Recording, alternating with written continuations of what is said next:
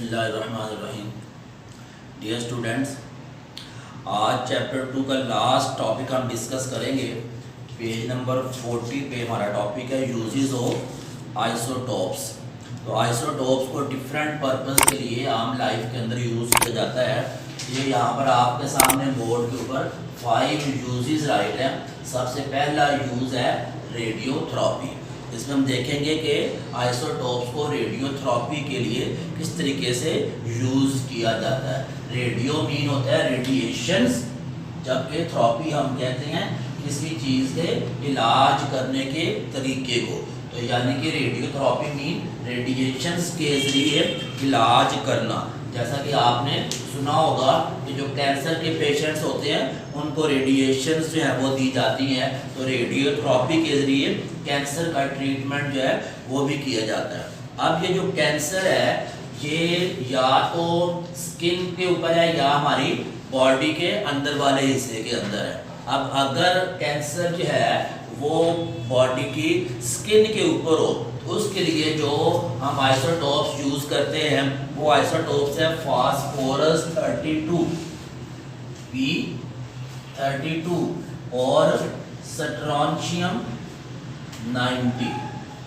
ये दो आइसोटोप्स हैं, फास्फोरस 32 और स्ट्रोंशियम 90, जिनका यूज़ किया जाता है अगर कैंसर जो है वो स्किन के ऊपर हो।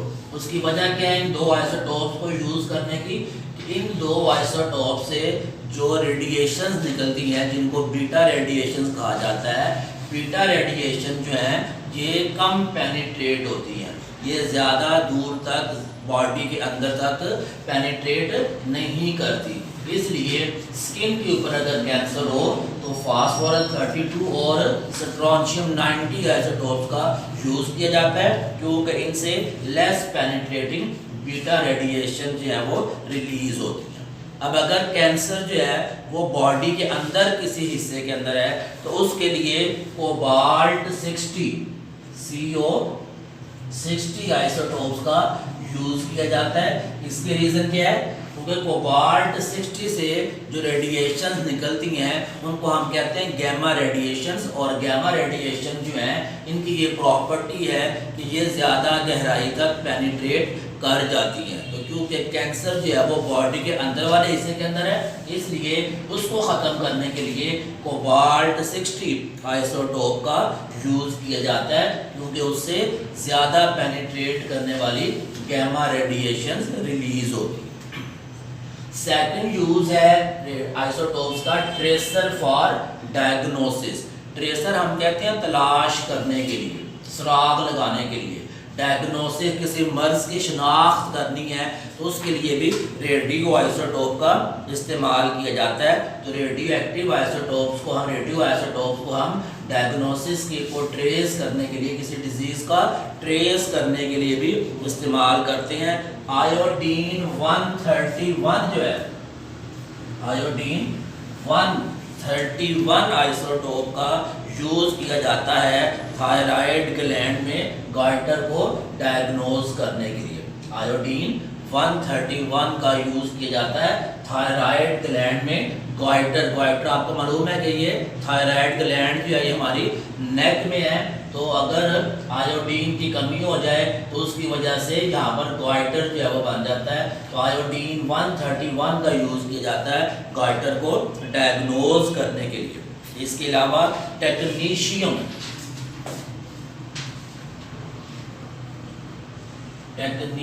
का यूज़ किया जाता है बोन ग्रोथ को मॉनिटर करने के लिए, जो ग्रोथ है बोन की वो प्रॉपर तरीके से हो रही है या नहीं हो रही।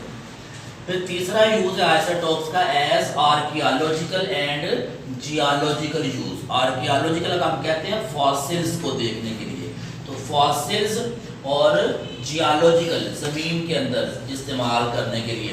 तो आर्कियोलॉजिकल और जियोलॉजिकल यूज़ के तौर पर भी आइसोटोप्स का इस्तेमाल किया जाता है।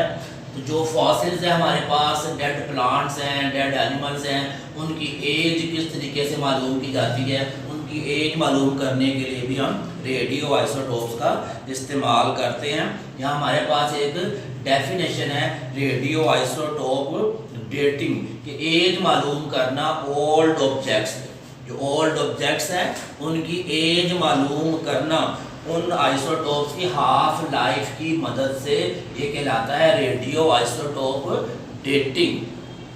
हाफ लाइफ हम कहते हैं कि वो टाइम जिस टाइम में एक एलिमेंट के एटम की तादाद जो है वो हाफ हो जाए, उसका हाफ लाइफ कहलाता है। तो जो फॉसिल्स हैं उनकी एज मालूम करना, जो ओल्ड ऑब्जेक्ट्स हैं उनकी एज मालूम करना किस बेस पर, जो रेडियो एक्टिव आइसोटोप्स हैं उनकी हाफ लाइफ पर, ये कहलाता है रेडियो एक्टिव आइसोटोप डेटिंग। अब कुछ ऐसे सब्सटेंस हैं जिनमें कार्बन मौजूद है, तो ऐसे ओल्ड ऑब्जेक्ट जिनमें कार्बन मौजूद हो, तो कार्बन कंटेनिंग ऑब्जेक्ट्स जो हैं उनके एज मालूम करने के लिए हम यूज़ करते हैं कार्बन 14 के अंदर हम देखते हैं कि उसके अंदर जो रेडियो एक्टिविटी है वो उसकी क्या मेजरमेंट है।